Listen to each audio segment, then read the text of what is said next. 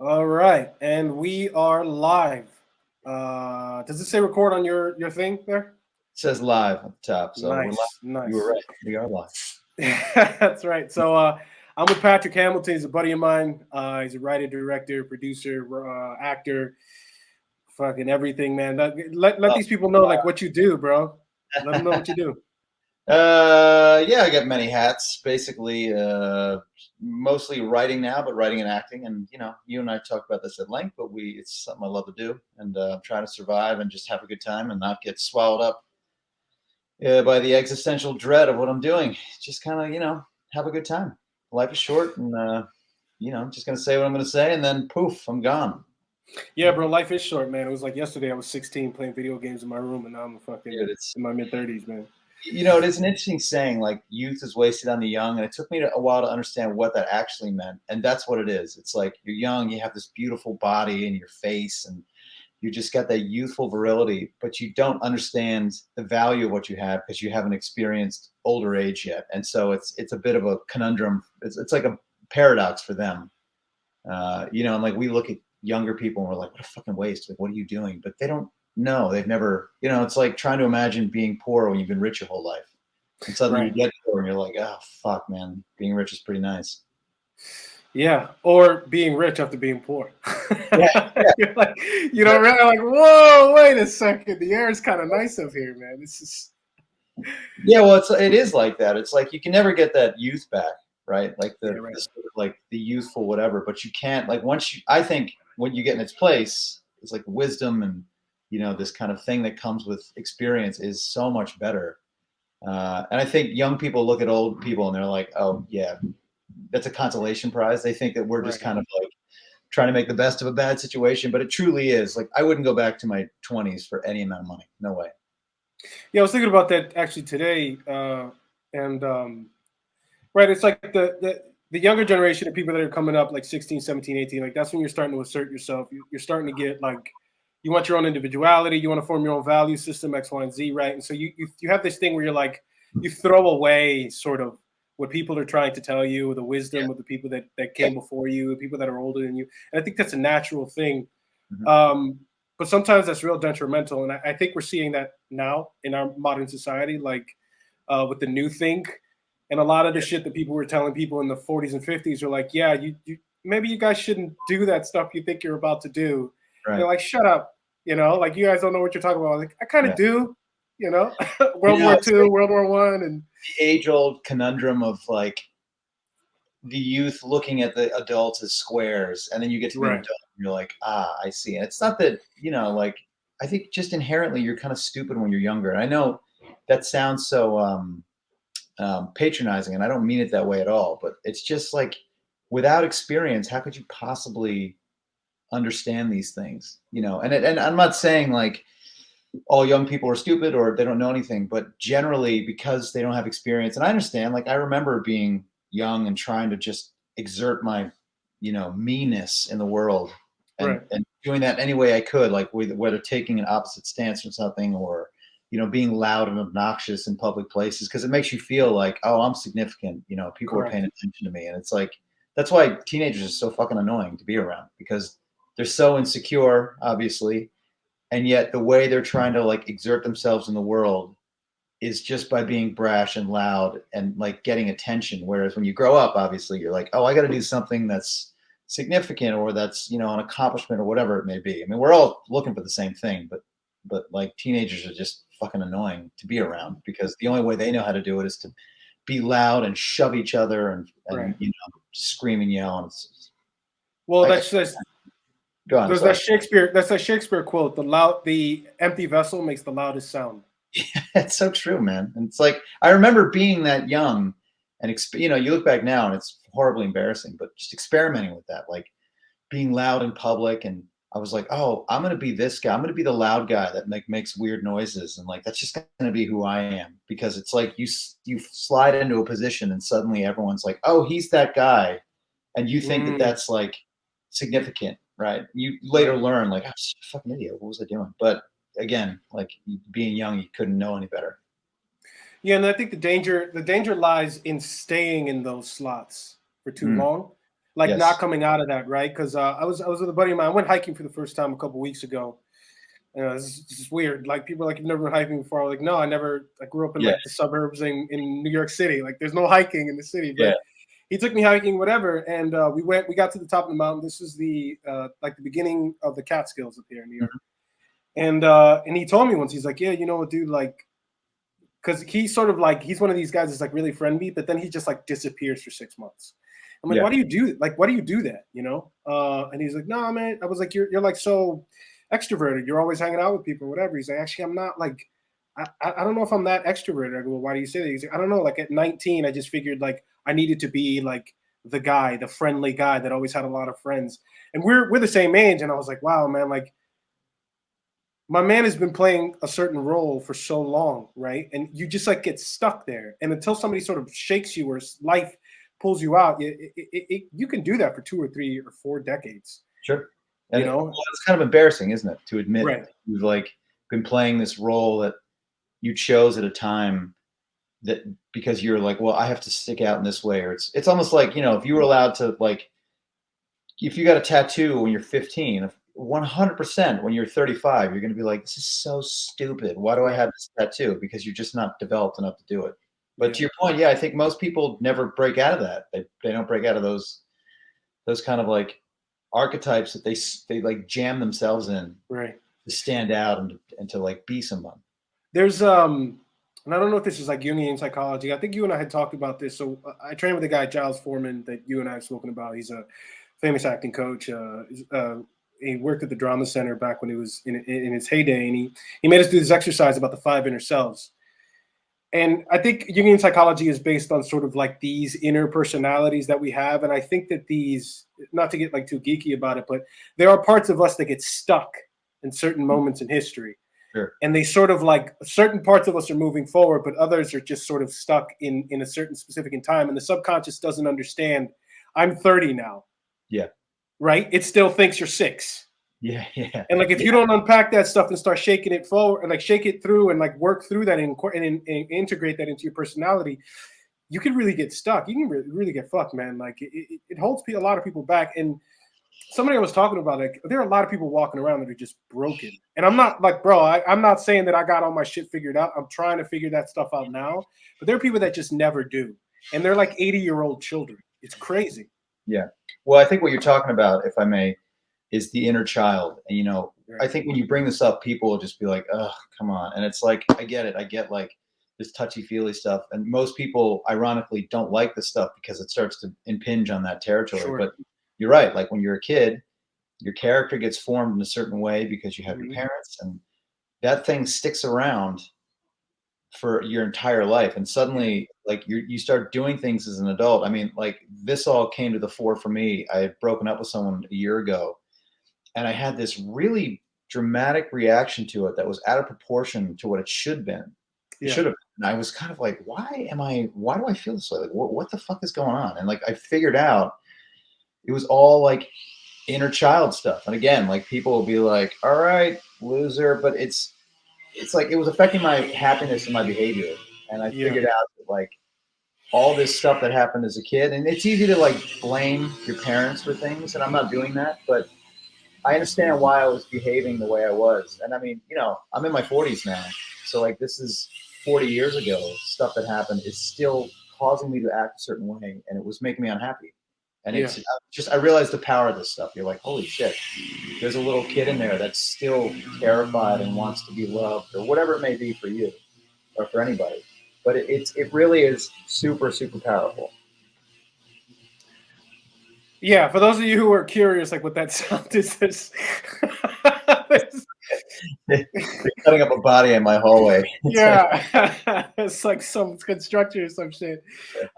Yeah, no, dude, I hear you on that, man. And it's a lot of these personality traits. They get formed before we're fully conscious, right? They're like the first developmental parts in our lives, like when we're 5, 6, 7 years old, and we don't really understand what's going on. We assume everything that's happening is true and that it's accurate and that we should incorporate it into ourselves. And there's an element of like, I don't remember where it was, but it was like neuroticism is when you're misaligned. I'm of that camp. Like you have people that are like highly neurotic, But I think neuroticism really stems from people that just are sort of like twisted up inside, and they're Yes. just not in line with where they're supposed to be going or who they actually are. And like sometimes you can get warped, like your actual self gets buried under all this horse shit Mhm. that you got, or these sorts of like personality traits that you have to develop just to survive in your environment. Like we don't Right. realize that. Like Yeah.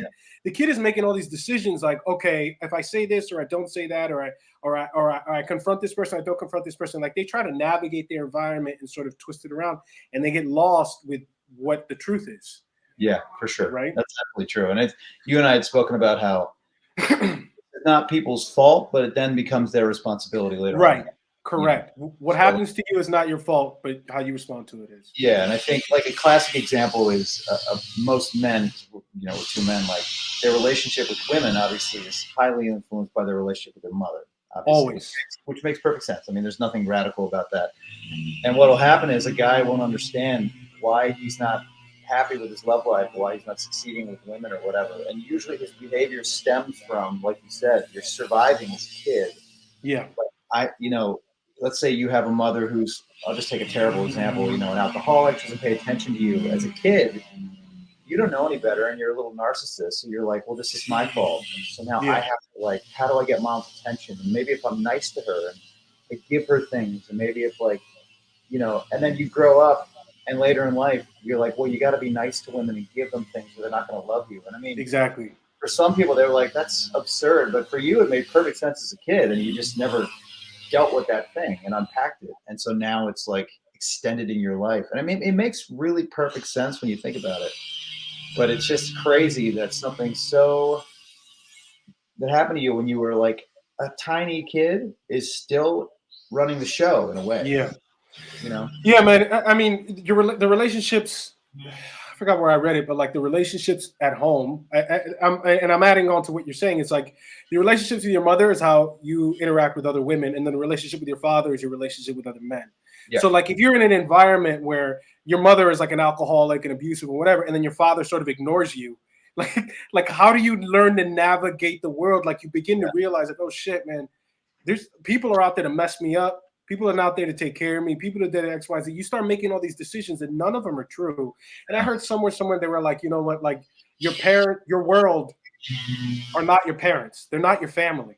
But like that's logically or intellectually that makes sense. But emotionally, like you don't understand it. Yeah. You're like you said, like the little kids still like, no, this doesn't make any sense. So it's interesting, man. And going back like as men, like I think that I was reading somewhere, there's this book called Influence that I'm reading by Robert B. Cialdini, who's a PhD guy. And he talks about male initiation. Mm-hmm. And so in more primitive societies, I'm starting to think like a lot of them are actually more advanced than we are right now. You know what I mean? With some of the stuff there. Like the men will go and in certain tribes and they'll go and they'll take a man away and then, they'll put him in a line or something. They'll beat the hell out of him as he's walking through this line and then they'll isolate him in like a wood somewhere away from everything. Maybe he can't drink water for 3 months or whatever it is. But going through that event, like he learns how to endure and he learns sort of what these other men had gone into. And then the men allow him into the tribe. Right. He's supposed to go through that initiation. And then the women go and like, they're like, oh, how did I do? Like the women pretend like, oh my God, don't take my boy away. They're playing the role. And they come back and they're like, oh, how did I do? Right. So they're playing these little roles. Mm-hmm. Sorry, there's like let's wait for the. There we go. It's fucking crazy. It's insane. Oh, but what you're saying is so true, how they're in some ways more advanced because they understand that the things that happened to you as a child can affect you and I mean the stakes are higher, right? If you're in a tribe, you need men who can function at a high level of life or death, and so you can have say like boys who are overly attached to one parent because they can't be depended on, or girls who don't understand how to nurture because they can't be depended on. And obviously we're talking about like classic male and female roles, but this is where they came from, And so I think you're right about that. It's so interesting how like now those things are largely gone, those rituals, and here we are in a society and we have a real problem with people who can't seem to communicate with each other and people feel lost and they're not connecting. well, wisdom is passed down from generation to generation, right? And you can't like get it in a book. Like you can't, my father taking me out and teaching me how to change a tire. Yeah, I can watch a YouTube channel, but it's not the same as my old man teaching me like, look, you got to loosen the nut bolt first, then you elevate the car, then you take them off, then you take, you know what I mean? Like he's walking me through the steps and showing me and how I'm actually doing it. And so that sort of wisdom and teaching me how to navigate the world from another man who's been there, who's my caretaker, who I'm supposed to become eventually. There's a connection there that we don't have in our modern society, right? And going back to what I was saying with the initiation thing, it's like the men go and take you through this thing, but then they explain to you the meaning of it and they give you the symbolism and the importance of it after the fact. And then you're initiated now into the masculine part of the tribe, and this is now where you belong. You're in essence severing the tie with your mother, and now you're a man.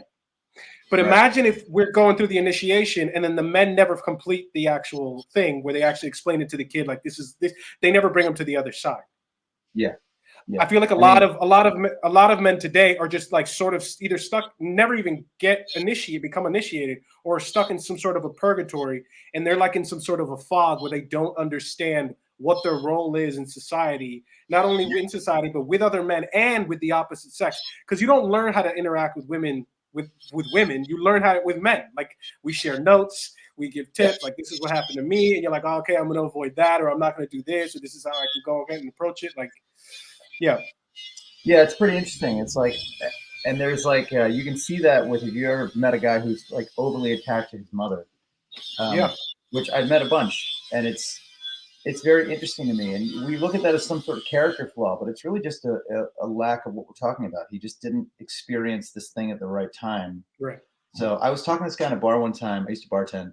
I still do. But this guy was like, we were talking about movies, and he was just he had such an incredibly encyclopedic knowledge about like producers and this and that. And I was like, God, man, you know a lot about movies. He's like, oh, dude, movies are my passion. I love it. I was like, what do you do? He's like, oh, I'm an accountant. I was like, well, why didn't you get into the movies? He's like, well, my mom said that she wanted me to be an accountant, and that's just how it was. And this is like a big guy. He was not some like little like small person that could be cowed.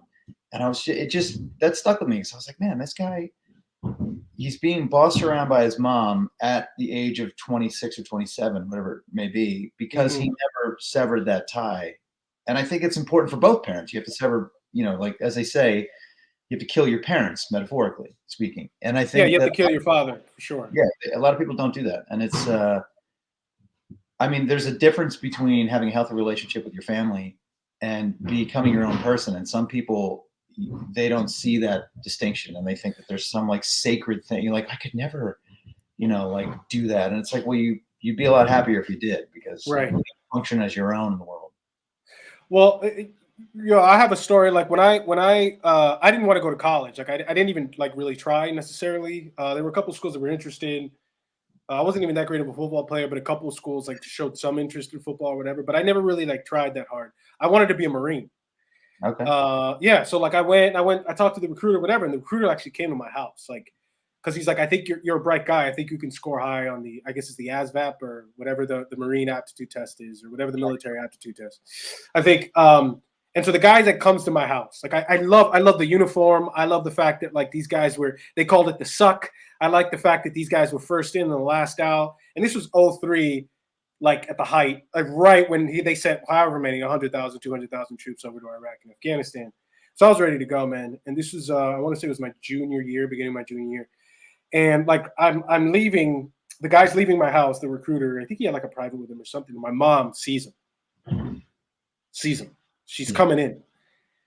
And like, I'm like, oh, Mom, I'm going to go to work, whatever. She calls me crying, like bawling out. I'm like, what the fuck is going on?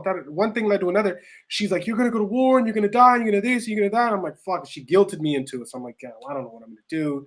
I really want to go to the Marines. So I said, all right, she kind of wants me to go to college. So let me apply to this school. If I get in, I'll go.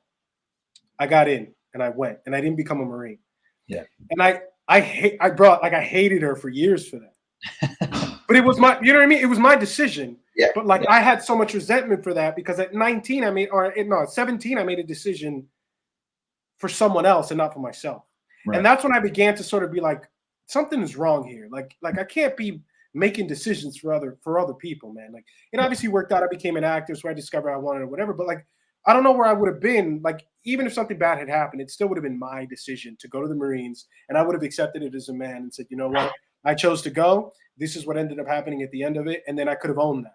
But for years, I had anger. So I understand like where that guy's coming from, and it's unbelievably unhealthy, especially because I think that especially when it comes to warfare or things that simulate warfare for men, I can't tell you how many guys are like, yo, I'm thinking about signing up for the military, or I want to go to the military, or they dream about like guns or something. You know, there's something in us as men, like the initiation of violence, that we almost need it in order to see what we're made of, because it's such a frightening, horrible, insane experience. And if we come out on the other end of it, we're stronger for it. Yeah.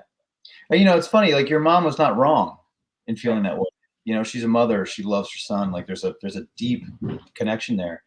I think the same, you know, what we're talking about, what happens to men, the same happens to women in various degrees too, where they form unhealthy attachments that they shouldn't. Yes. And so like your mom's not wrong for that, but it's like you suffered the consequences of her sort of what I consider to be misguided. You know, of course, no mother wants her son to die, to go off to war, but there's a weird thing about attachment and letting go in our society too, that like nobody likes to do. And it's like, we are a very, I mean, it's not just America, but we live here, so we know it pretty well. We're very like family first, family's so important. And I mean, those are true, but there's also, you know, we don't support individualism, particularly with men, because I think in general, no one would argue that boys tend to be like, I want to go sail on a pirate ship for 2 years, you know, for whatever reason. We're just wired that way. And this particular time in history, it's like, you know, like people try to clamp down on that. They're like, you know, don't follow your dreams, don't do the dangerous thing. We don't want you to get hurt. And so like they're, you know, a mother's heart is in the right place, of course, but it turns out to be what I consider an unhealthy relationship with the child. And I think the same can be said for fathers in a lot of ways too. Yeah, there's an element of psychological castration in our culture. Yeah. Especially for men. And it wasn't always this way, right? Like a lot of this stuff started, I think, in like the 60s. That you and I read that book, No More Mr. Nice Guy, right? And like you, I think it's fair to say, like I read that book, I was like, holy shit. Yeah. Like there was so much in that book where I was just like, oh my God, this yes, all of it. Yeah. And in it, he talked about, because Dr. Glover, the guy who wrote the book, is like, I want to say he's like in his 60s. So he was coming up as a kid right when all the new age think started. And he goes, you know, nice guys are, you know, emotional and they're, you know, empathic and blah, blah, blah. And they're really nice. Da, da, da. He goes, but what did he say? Is they're life preserving, but not life giving. And so the notion of going off and sailing on a pirate ship, the notion of, oh my God, there's a mountain. What's on the other side of that range? The notion of there's an enemy. I need to go engage that enemy. That's life giving, right? Because if you go and say you hunt and you go and you kill an animal and you bring it back to the tribe, people eat from that animal. Right? Like you can't eat that whole animal by yourself, but because you put yourself in danger and you went and you killed that animal, you skinned it, you did what you got to do, brought it back. Now you have sustenance for everyone. That's life giving. We can't give birth, but we can go out and risk our lives to go and do these things and explore and live on a pirate ship or whatever. And so for whatever reason in the 60s that started, and then in the 80s with the helicopter parents. Yes. You know what I mean? Where like the parents are like, oh no, don't touch that, don't climb that tree, da da da. But it was like, that's how the kid learned its limitations. If you climbed a tree and you fell off and you fell from that tree, you realize, oh shit, either don't climb trees again or I need to get better at climbing trees. Right. Yeah. so I don't break. But you only learn that until you fall from the tree. Yeah, it's interesting. I have two sisters, each of whom has 4 kids, and they're doing a really wonderful job. Like they fought the battles I thought they should. You know, like I don't know anything about parenting, but like they buckled down and like they fought their kids when they needed to. So now, as a result, they have these very nice, well-adjusted, and polite children. Yeah. But I asked my sister one time, I was like, "Do they ever go out?" Because like my youth was spent. I grew up in a suburb, but we still had there was like a lot of forests and woods and shit, and like I really did spend all my time outside tromping around the woods, like making rope swings, falling off bikes, having accidents and shit like that. And I'm dangerously close to doing that thing that people do where they talk about their childhood as if it was like the golden era, and like Yeah, you know what I mean. But I look back fondly on my childhood. I had a lot of fun. Like I just did a lot of yeah. tromping and like. But I asked my sister, do your children go play outside? Do they have neighborhood friends that they just kind of wander off with? And she's like, no. And I was like, well, why not? And she's like, I don't know. They just don't. Like we kind of like keep them close to the vest. And I think that's just the way things are, quote unquote, the way things are done now. Yeah, That's another element that I think is rather dangerous because it's like you said, you're sort of like you're child proofing the world. And right. that is really unhealthy for It's also children and for dangerous. What? yeah, because like they need to A, have fun because a lot of that stuff is fun, but B, you gotta learn those lessons. The world's not a fair place. It No. can be a very unfair and unforgiving place, and like you've got to learn that happens.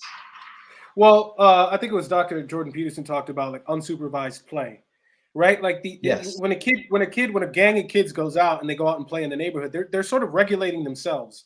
They're learning Yeah. where the hierarchies are. Mhm. They're seeing who the more valuable members of the groups are, who aren't. They're seeing who needs to be kicked out, who doesn't. They're in essence like creating their own laws, their own value systems, their own whatever, their own navigation of without parental supervision, right? Like, and that only happens when you send your kids off to go play in the woods and fuck around, and then you could come back. And then the kid sort of figures out how to navigate the world without mommy and daddy there. And that's like Mm. a safe way for them to do that. And then they're back under the wing of their mother and father. But now the kids are always under the wing of their mother and father. Because if you think about like a schoolyard, you still have the teachers there like supervising the kids. That's still supervised play. They can only mess around a little bit. The minute they start getting into a fight or something, it gets broken up. But if you're out in the woods, out in the neighborhood, there are no parents around necessarily. Hmm. That's right. So you have to learn. And It teaches you how to self-regulate. yeah, and I think also there's like I mean, like separate from all that, there's like this sense of like childhood adventure that they're not getting, which I really Right. feel bad for them. And I don't say that in like this annoying person who's in this generation.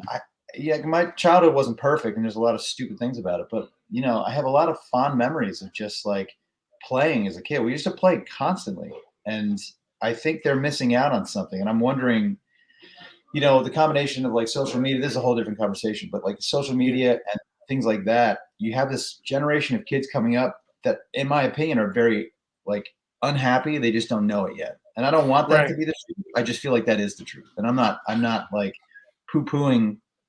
It's fashionable to always like look down on the next generation coming up.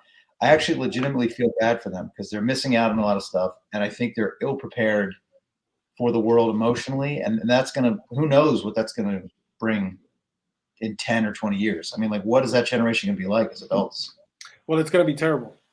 Yeah, well, I think it might be terrible for them. Yeah, and I feel like, man, it's just Well, if I you could if you think about, well, I go could ahead. imagine social media as a kid. I mean, like that would just be fucking terrible. Well, I mean, it's like look at the world we're living in now, man. Look how polarized people are. Look at sort of the venom and the toxicity online and stuff. How easy it is to stay in your little silos. How easy it is to stay in your house all day. Now with remote working, like you basically can never leave. You can have the groceries delivered to your house, Yeah, toiletries delivered to your house, work. You never have to actually leave your house and interact with another human being face to face. And right. so even me, I live in New York City, as do you. Like we live in a metropolitan area. Like even on the train, people just don't interact with one another. I don't know how much they did in the past, but it was I, like there were moments where like you had conversations with people, mhm. you got to talk to them, you figured it all out, and that is huge because that's really where creativity comes from, right? Yeah, Was that friction and it's the friction, but it's also the butting up and rubbing. Somebody said it's like the term was like rubbing up against the world, like yeah, really figuring out where your limits are, whether or not your outlook on life or your philosophy is correct or even makes sense, whether or not you can actually navigate the world appropriately is when you rub up against other people. And mm, if you don't get that starting, if you don't do that as a kid, it's going to be hard as hell to do it as an adult. Like how many adults do you know go out of their way to make new friends or to engage in different things? yeah, totally. Or to like challenge themselves in any Right. way. Like for example, like taking up a new hobby, like jujitsu. And I say that because that's a whole world that's very seductive to a lot of men. And I get it. I get why, because it's like, in our society now, and it's been this way for a long time. Once you get out of college and get into the real world, quote unquote, like with a job in the job market, you no longer test yourself very often. I think people, it's not that they get comfortable, or they get comfortable. I don't think they enjoy that comfort, because then there's this ennui that sets in, and they feel like, why am I unhappy all the time? And it's because they live this very, very orderly life that there is no challenge. And I think, most adults today don't feel anything. They're just kind of like going through the motions and like, well, I'm putting away for retirement. I'm doing this and that. And that's not wrong. I'm not saying it's wrong, but I think that a lot of them do it because they were told to do it. And then suddenly I think a lot of them will have this like existential crisis that they don't realize that they're having. And they probably, this is a guess, but I think most people feel like, why do I feel just unsettled all the time? And then they don't know, because they don't explore it or they don't challenge themselves. And I think the reason is, and you and I have talked about this at length, if you don't have some kind of purpose in life, and it doesn't matter what it is, but if you don't have some larger goal or something that really drives you, you are going to settle into this kind of like unsatisfied, unsettled state. And then that, unfortunately, I think manifests itself in a lot of ways. It's either, you cheat on your spouse, you start drinking more heavily, drugs, money, women, whatever it may be, or you're constantly in and out of relationships because you want that high, but then you don't know what to do once somebody, gets real with you. It's a strange time for the world. I mean, it's always been thus, but I think now it's skewed in that direction heavily, because it's like you said, particularly with a place like New York, and people who don't live here would be shocked to understand it can be a very lonely place. Extremely. Because, you're literally packed in with all these people, and yet it can be an incredibly lonely place for some people. Yeah, man. And because first of all, things move so rapidly here, right? Mm-hmm. Like people don't realize 20 years goes by in New York like that. Yeah, it's crazy, dude. Right? Because it's always a grind. You're always moving. You're always whatever. You don't have time to like sit down and really like, man, be a human being, bro. Like, you know what I mean? Like we're packed one on top of each other like sardines, right? Then we're on these trains. Then we're like looking down at our phone. Then we're always like walking on the street, and we're walking at like a clip because we got somewhere to be. You don't get that. You're right. And it's all on top of that. It's also like you come here to succeed. You got to do well. Like work hard. And those are good qualities not in a vacuum, but like those are good qualities. But to here, they're taking such an extreme that I think people suddenly wake up and they're 50 years old, and they might have a lot of money, which can be a good thing, but suddenly they realize, like, oh, fuck, I haven't done anything.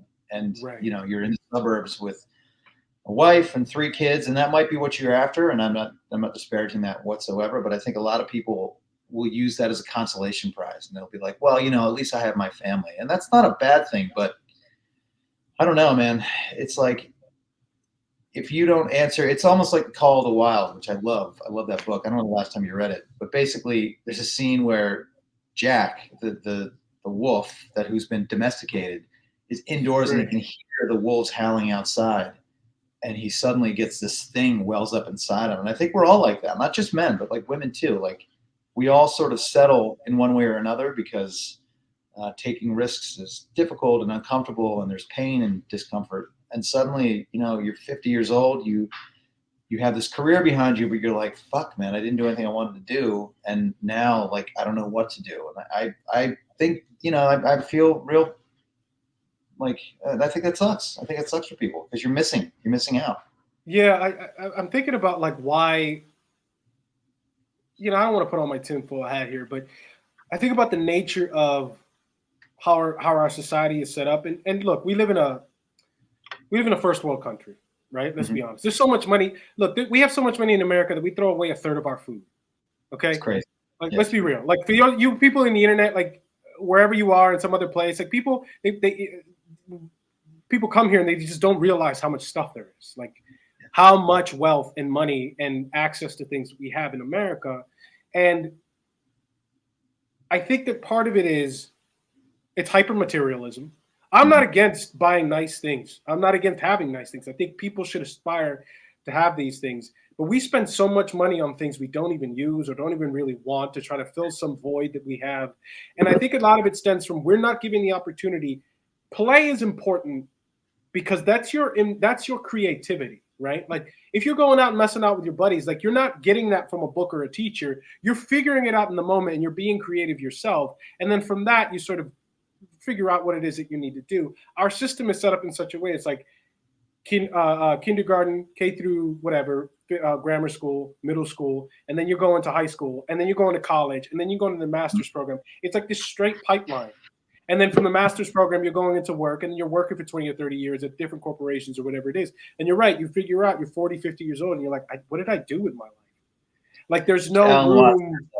Great. He basically says what you just said, where he's talking about how, you know, throughout a childhood, you know, you're always like being drawn to the next thing, like, oh, you got to do this, and then you can do this. Now you got to work really hard so you can get into a good college, so you can go to this. And then suddenly you're 50, you get the raise, and you're just kind of like, is this it? Is this, I worked all this, and there's something, you know, and it's so easy because you and I are artists, and it's so easy to be like, you need to follow your heart and like do what you want, you know, and there's a level of responsibility. You also have to be a responsible human being and be like, well, you know, I got to pay my bills as well. And that's a good thing. Right. And I like that about, like, you and I fall in the same line about this, where if you followed your heart all the time, you'd be destitute in the streets because you'd just be like, well, if I just act, like the world will come to me. It's like, well, you have to be smart as well. But I think on the pragmatic. on the other end of that, you know, America is a very hardworking country, and I like that about America. But at the same time, it's like there's no time for play. There's no time for anything else. And suddenly, you know, you're told like, well, you know, you save, you put in your 401k, you retire at 65, then you can travel. And it's like, well, I don't want to fucking travel when I'm 65. No, you're old then. You're too old to enjoy it. Yeah, and also, who knows what's going to happen between now and then. Right. And so there's a balance to be struck between being irresponsible, sort of, you know, ne'er-do-well, where you're just kind of like, whatever, the universe will take care of me. And also, you know, on the other side of that are people who are like, you got to work hard, you got to put away from your retirement and this and that. And it's like, well, that's also that's the other extreme. It's like you have to live at some point in between that. And this is all very Hallmarky and sort of Oprah-y, where it's like, you got to live, man. But truly, if you don't do this stuff, like, I think a lot of people have a midlife crisis, or they'll have a point in their life where they'll just be like, what the fuck have I done? Yeah. You know, I've worked so hard to get where I am. And they've worked really hard, but they were almost like duped by their parents. And, you know, your parents kind of tell you in so many words, like, you have to work really, really hard, but you'll be happy at the end of it. Like when you're 65, surrounded by your family, and you're retired and you have all that money, then you'll see, you'll be happy. And I think a lot of people get there, and sure, they have happiness in their life. You know, a lot of people value their families as they should, but you missed the boat on some stuff, you know, like you really did. And I think life is about having experiences. And that's why, you know, you and I like all these men who were adventurers and went out because they were like, fuck it, I'm going to go to Antarctica and see if I can be the first South Pole. And it's like, wow, you know, and I think a lot of people, not just men, but a lot of people look at that shit and they're like, man, I want to do that. I want to do something crazy. And, you know, the rational voice comes in and it's like, well, you know, you can't just quit your job. You got to pay the rent, which is true. But we've all like set up this system where you put yourself in this box that now you have to work really hard to maintain. And it's hard change is hard. Thinking outside of the box is hard because they both involve pain, and people want to avoid pain. Right. Which I get. Correct. You know. Well, even going on that before, it's like in the 50s, a man as a laborer, like putting, you know, he working at a car, car manufacturing plant, a GMC or General Motors or whatever, he could support a family by himself on like a medium-sized salary. Like only one person needed to work. But now the system is set up in such a way where both parents need to work, and they need to work a lot. Yeah. And there's a lot of shit to be bought, and there are a lot of things that they need. And so it's like everybody's just on this little hamster wheel, right? And yeah, I mean, basically you've said it all, man. But there's an element of going back to what you were saying, like we admire men that go out and do this thing. It's my favorite war to research and to really watch videos about is World War I. Mm-hmm. More so than World War II. I mean, obviously, war is not fun. It's not a game, right? It's a really serious endeavor. But there was something about those young men, even as horrific as World War I was in trench warfare, and they were so linked and so bonded with the men that they served with Yeah. that carried them through their entire life. And it gave them so much purpose and it gave them so much direction. And it also it set them up and it primed them for the difficulties of life, but also to just go ahead and what's the word I'm looking for? To really take on whatever challenge was put in front of them. And that challenge, real challenge, outside of the corporate structure is completely gone from our society in many respects because we're so comfortable. Because it's so good here. It's great. It's also, I mean, we live in a time where, which is half of it's wonderful. Like this technology we have is great. I mean, we can't deny that. It's amazing. Look what we're doing now. It's crazy. Yeah, I mean, it's really truly incredible. But on the other side of that, it's eliminated a lot of things that people used to have to do on their own or had to put an effort to get into. And so, and it's a shame. And I think it's one of those things. It's a very insidious thing because no one's realizing it until it's too late. So like. I like to take these crazy trips that I'll go somewhere and like I'll hike or climb a mountain for a week and I'm miserable the entire time. The entire time. I'll get there 2 days into it. I'm like, what the fuck am I doing here? Like I'm not a mountain man, even though I like to pretend like I am. Yeah. I'll be miserable. And then the trip ends and I'm like, that was incredible. And then I realized I was in Patagonia. Like I almost broke my leg because I got picked up and thrown on these rocks. And I was like, what the fuck are you doing here? You idiot. You don't belong here. And then this like voice in my brain was like, you'll be back here next year. You'll be doing something else because that is how you're wired. And so I learned to just accept the fact that I'm an irrational, stupid human being, but I'm not giving in, but I'm listening to these urges because I think they're there for a reason. It's like, it'd be like putting a dog in a pen all day. It's not healthy. Dogs like to run around. They like to move, and I think people are like that too. And everybody will be like, well, you can't just do what you want all the time. It's like, well, maybe, but you also don't have to do what you don't want to all the time. There's a medium there. And I don't know. We live in a society where people get rewarded for hard work, which is great. And I think America is not unique, but they're certainly unusually hardworking. And I think that's something we should be proud of. But at what cost? I think Americans in general, and I don't think anybody would dispute this, not as cultured as the rest of the world because we don't travel, because we're geographically isolated, but people they're like, well, I have all my stuff here. Why would I want to travel? And I think that it's easy to just be like, well, working hard is a virtue. So I'm just going to do that for 10 years or 30, 40 years. And like, that's a life well lived. And I would argue that is an incomplete life. That's just my opinion. And like having done some pretty interesting things, at least for me in my life, man, I wouldn't trade it for anything. I mean, I have like zero money, but I don't really care that much. I just, like I have a lot of Wall Street friends and they're awesome guys. They're smart as shit. They have millions of dollars, but they are interesting because it's never enough for them. Like I have a couple buddies who are younger than me and they are legitimate millionaires. It's amazing. And they're just kind of like, they're working harder than ever. And they're like, yeah, but I want to get to this. And then they'll get to this kind of benchmark. And then they're like, yeah, but if I could just get here. And I think for some people it never ends. And it's like, at what point do you sort of realize like, oh shit, man, I'm like working too hard and I'm not living life, and I think it ties back to what we're talking about. Like not just men, but men in particular, you have these urges to like, I just want to go like get into a fist fight or something. If you ever said that, and women will be like, men are so fucking dumb, which is true, but it's just like, there's this thing there where you need to test yourself in various ways and against other men as well.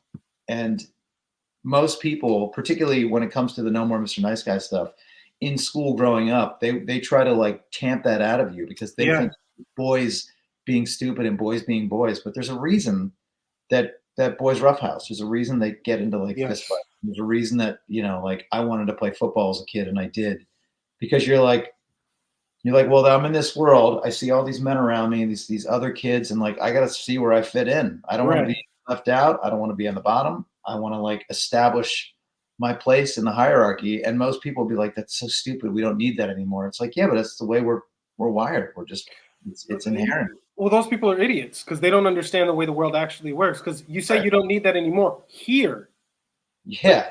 But 97% of the planet does not live the way that Americans live. And this is what I'm talking about. It's just like the sort of this Western idea that you don't need these things that have kept our species alive since time immemorial. Like, what the fuck are you talking about? You don't need hierarchies. What do you mean a guy doesn't need to go? What happens when I go to another country and some guys don't like my face? Okay? And I've never been in a fist fight before. America, we don't do that there. They'll be like, Yeah. okay. Yeah, okay. And then you're right, like they crack me open. If some guy tries to stab me somewhere, you know what I mean? Like if I don't know how to defend myself and I've never been in an altercation or whatever, I've never fought with I'm just gonna freeze up or I'm not gonna know what to do. It's the height of stupidity. It's actually ignorance. I don't think it's dumb. I think it's smart for you to say, well, let me see if I can go and climb a mountain in Patagonia. Let me see if I can go to this place and try to survive these elements, because I think that those things are applicable to other parts of your life, and it also gives you substance. It gives you character. You didn't quit. You went through the trip, and then you went back to other places, which means, okay, this is a guy. This is a guy too. This is an element too that I want to touch on. This is guys. When I'm dating a girl, whatever. I have sisters too, whatever. They're like, I don't understand why are guys so mean to each other. I was like, because we need to find out who the bitches are and kick them out. Yeah. Like if a guy's well, you know what I mean? Yeah.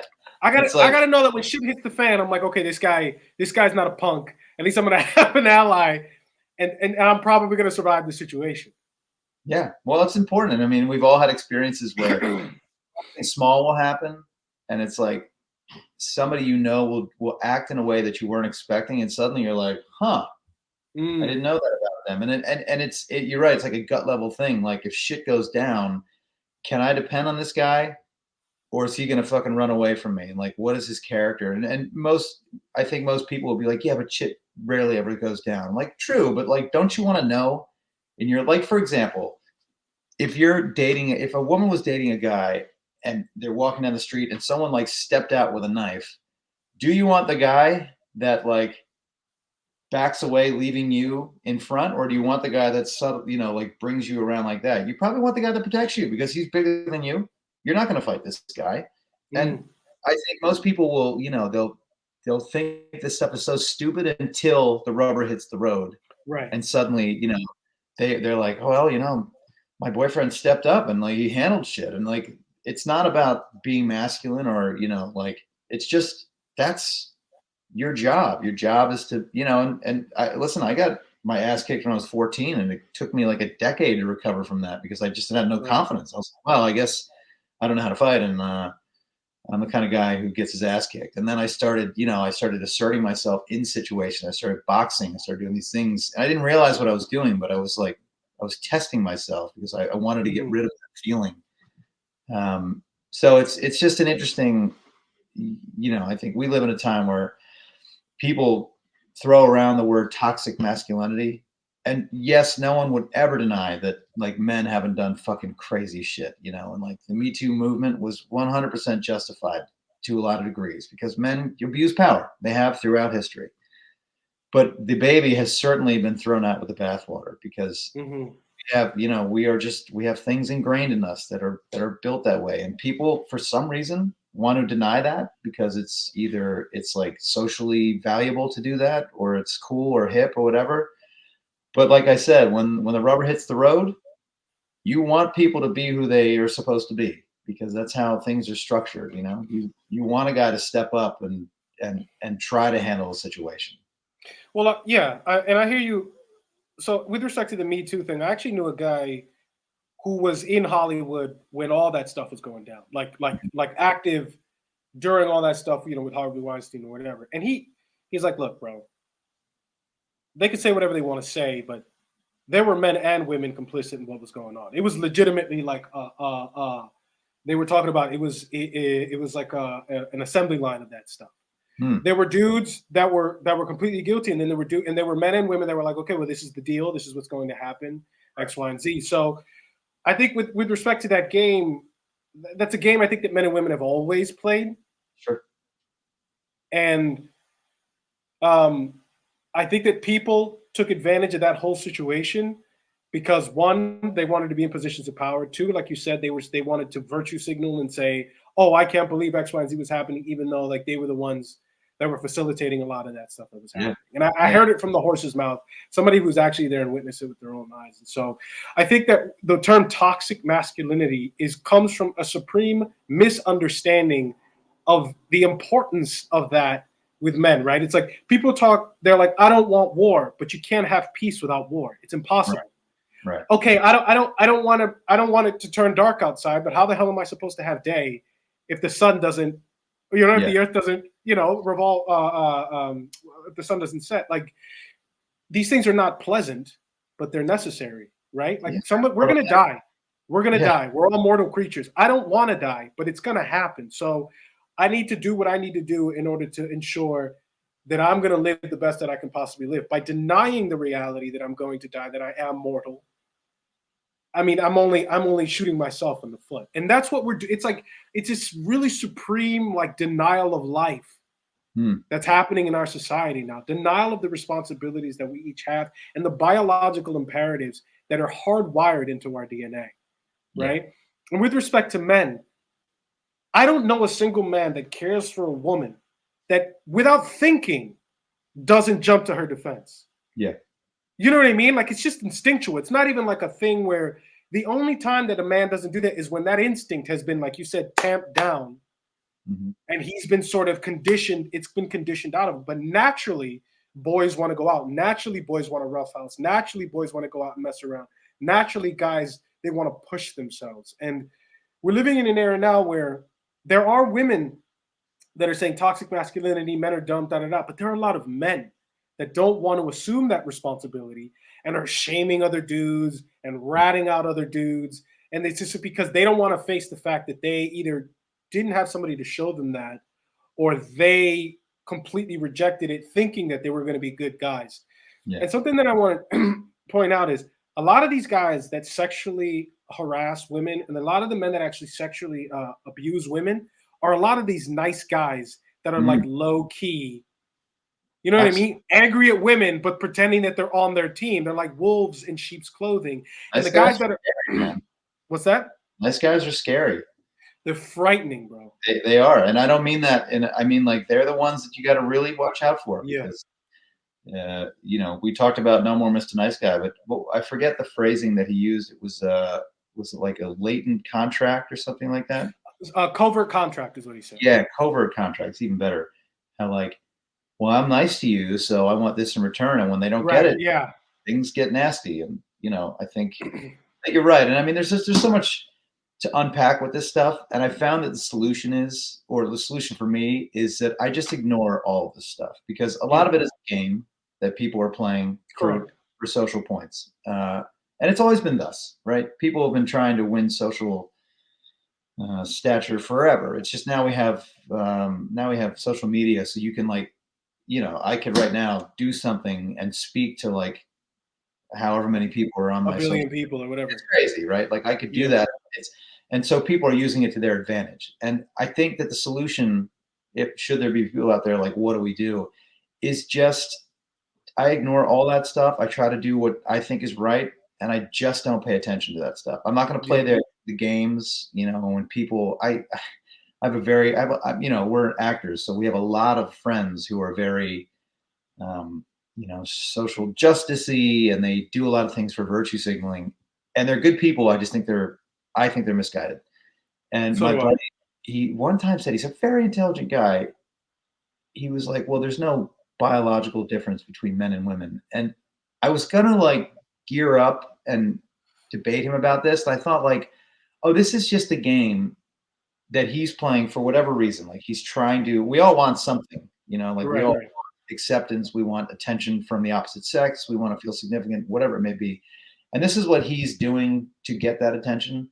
And I just realized, I was like, I'm not going to engage, because he's not going to change his mind, because what he's saying is so patently absurd and illogical on a completely rational level. It's absurd. And I recognized that it was so extreme as to just set himself apart and be different and virtue signal. And I was like, you know what? I don't need to play this game. Like, people can think whatever they like, and it has very little to do with me. And I don't want to feed into this this sort of, like, society-wide game that people are playing. Well, my question to you is then, because I try to understand, yes, I've had these conversations with brilliant, like smart people, man. And Very there are a smart. lot of really smart people in the arts. Like that's what people don't realize is like in order to be an effective actor, artist, writer, whatever, you got to be bright. You have to be cognizant of the environment. You have to be able to extrapolate these things from what the situations around you, and then put them on paper so that so it's coherent, right? And so when people say stuff like that, I'm like, I try to ask myself, are you lying? Are you deliberately being misleading, or is it do you not are you so blind that you just don't see it, or is it that you are so in denial of the reality of the world that it's so deeply embedded that there's nothing you don't even it's just sort of like who you are now. Like, what do you think it is? Because I try to understand. I'm like, you're a bright person and you said some stupid shit like that. Like, Yeah. I don't know. That's a really good question. Again, like, I'm not claiming that I know the truth and nobody else does. I just think that it's like I said, that everyone wants something. We all want something. right. And I think most people want to feel like they matter. Most people want to feel like they're not going to leave this world a nobody, because especially now, because of social media, it's like you see everybody else is getting attention and you want in on it. You're like, oh shit, I don't want to miss the boat here. And I think a lot of people feel like, well, if I don't have Instagram, how are people going to know I exist? They don't think of it that way, but I think that's what's actually happening. And they see that it's never been easier to get a lot of attention. And I think what they don't realize is that it's like junk food. It's Right. immediately fulfilling, and it's immediately satisfying, but then it's really bad for you. And I think Right. it takes real brain. And I don't know. To your point, there's so many people who are so much smarter than I am that really go wholeheartedly on this stuff, and I don't quite get it either. I don't know. I don't know if it's a cynical play to do well in the industry, or they're just trying to appear to be like evolved, intelligent people. I'm not quite sure. And that's the thing. It's like I can objectively say these people are smarter than I am. They're much smarter than me, and yet they're saying things that I just find so absurd. And I'm like you. I'm just confused with the way this happens. Yeah, because I'm a bright guy. I don't consider myself a genius, and I can see through it. I'm just like I saw through it from the jump, right? Like Yeah. there were elements of like like in the industry now, I don't know to what extent they're using the term BiPOC. Like I had never heard of it. I didn't know it was a thing, which means like Black, Indigenous, people of color. So Okay. basically, in essence, hundreds of million, if not billions of people from vastly different ethnic groups, makeups, whatever, are basically lumped into this one thing and are just put all in the same group. Yeah. And this is like a theater term, and they were using it on theater stuff on like major theater houses. Mm-hmm. And I'm like, what is this? And one of the guys who was bright went to Brown. He's like, yeah, BIPOC, it means X, Y, and Z. I was like, no, it doesn't. I was like, Black people and indigenous peoples are not the same, and people of color is like, what does that mean? I'm not the same as a Korean, and a Korean isn't the same as a Pakistani person, and you know what I mean. I started with he's like, no, but that's just the term that we're using now. I was like, well, who gave you permission to use that term? And so it's just like people just like running with these ideas, and the people that are actually they're supposed to be representing are like, whoa, I didn't have anything to do with this conversation. Why are you lumping me into this whole thing? And so I think you're right. I think it is a massive virtue signaling, but it also stems from we as human beings want to find meaning, right? Right? Like we want to know that we're a part of something bigger than ourselves. I think that's a very important thing, whether it's God and country, whether it's Jesus Christ, whether it's Muhammad, whether it's we're at war, whether it's communism or whatever else, like whether we're starting a business, whether we're going to Mars. Like people, there's something in the human animal that needs to be a part of something they consider to be bigger than them. Sure. And I think that, say, with the death of God, in many respects, I don't think God is dead. God is real to me. But in the sense of Christianity being the primary dominant religion, right, where most people were under that umbrella in the Western world, people are sort of scrambling to find these other religions to latch onto. Sure. And that's not an original idea I have mine. Like these are people that are saying it. And so if you don't believe in God, or if, say, you don't want to believe in the things that came before because you've determined that maybe they were oppressive or that they don't work anymore, they don't apply to you, you got to sort of invent your own thing. Yeah, I agree. And then feel special because now we're part of this special group that has created this thing. You know what I mean? Yes. And Yeah, just to man. add to that, I think at the bottom of all of it, this is my theory because I've thought about this a lot, is it's a fear of death. And I know that sounds so Yes. simplistic and easy, and people be like, yeah, duh. But if you really, really think about it, it's like it's the one thing that we all just ignore that is like hanging over us at all times. So it's like the ultimate sort of Damocles, right? Because you are going to die someday and you don't know when or how. And most people live as if they're not. And you have to live as if you're not, or else you'd be a fucking mess all the time. And Yeah. also, it takes actual work to wrap your mind around that. And I'm not saying like I've done it, I've worked really hard at it, and I still can't get it. It's like our brains are almost designed not to be able to really grasp it because I think if you really grasped it, it would be like an atomic bomb in your life. I think ultimately it would be good because after a while you'd understand it and you would get you get an incredible amount of use out of that. But most people just don't want to admit that. And so that gaping hole they're trying to fill with significance because you want to feel like I exist, I'm here, and people know about me. And because like loneliness is what drives most people, I would imagine, to kill themselves. And loneliness can be a horrible thing because people think that they need whatever it may be. And like to be alone is so terrifying for some people, which I totally Right. get. I understand. I think it's a rational thing. And that's the thing, that's the work that I think most people should be doing. If I had my, instruction booklets on how to be happy in life, it would be like get in touch with your loneliness and understand the distinction between aloneness and loneliness because there's this hole inside of all of us and we're trying to fill it with something. And I think death is at the bottom of all that stuff. Yeah, and I think I like the old Roman saying "memento mori." Yeah. Uh, remember you are mortal, or remember you will die, depending on the translation. Like, there's something about stoicism in that way of thinking. It's like, listen, dude, you're on parade now to the Roman generals. Like, you're on a parade now. Da, da, da. People are throwing all sorts of You're supposed confetti to and bring it rice in and his shit. ear the whole time. It's brilliant. Yeah, Yeah. yeah. But it's like you're gonna die. This is only temporary, and that can seem morbid, but you're right. You have to remember that. But I also think it's an issue of the modern thing because prior to the agrarian society turning, the industrial revolution, various generations lived with one another, and there was child mortality. Women died during childbirth, and also you lived either with or very close to your grandparents and all those. So you saw the generational line. It's like you weren't divorced. We didn't shove old people into homes. You saw them die right in front of you. You didn't. Right. You didn't like a kid. A kid wasn't in a hospital. The kid died at 4 years old from yellow fever or whatever it was, right in the cabin. So I think now, because we're so isolated in many respects, it's like we lost that a little bit. And I don't think it was ever easy, but I think the fact that people went to war and at any moment you could be attacked and killed by the rival village, you were more conscious of it. And so I want to believe, and I don't know because I didn't want like syphilis. Like, you know what I mean? I want to believe that Yeah. we maybe had a healthier relationship when those things were true. And look, I don't want to go live in a cabin. I like my 85-year-old lifespan. You know what I mean? My 85-year lifespan. But Yeah. like there is something to be discovered for that and understanding that and being in touch with it. So I'm in accordance with what you're saying for sure.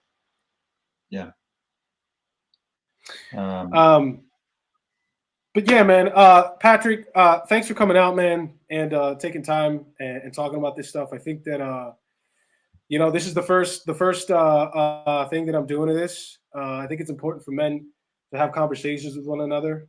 Many of us are sort of isolated, and we're gang animals. Like it's men need to be in bands and tribes and sharing information and having these conversations because I do believe that we are for lack of a better term, we are the wisdom of civilization is definitely passed down through men. I think many of the great teachers that I've always admired have all been great philosophers and soldiers, and I've learned so much from these guys and from other men. And women are a very valuable part of our lives, but I don't think you can learn how to be a man from another woman. You have to talk to other dudes, and you got to share notes and be like, dude, where are you coming from with X, Y, and Z in this thing? So that's what this YouTube channel is about.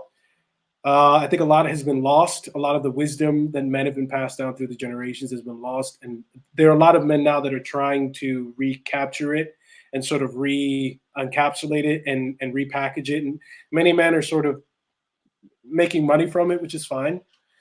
But recapture it and pass it along for the posterity because it's important. Yeah, I agree, man. Well, listen, thanks for having me on. This is great. Yeah, man. So yeah, guys, check out Patrick. Patrick, do you have a website? Do you have like information? You're a playwright. You got a play going on. It just finished right now. So Just wrapped up a play. Yeah, it's patrickhamilton.me. nice. Oh, So check not him out, me. Patrick Hamilton. Me. That's right, man. Great, Patrick. So yeah, man. I'll talk to you soon, bud. And guys, thanks a lot for watching of Heroes and Men. Peace. All right, take care, brother.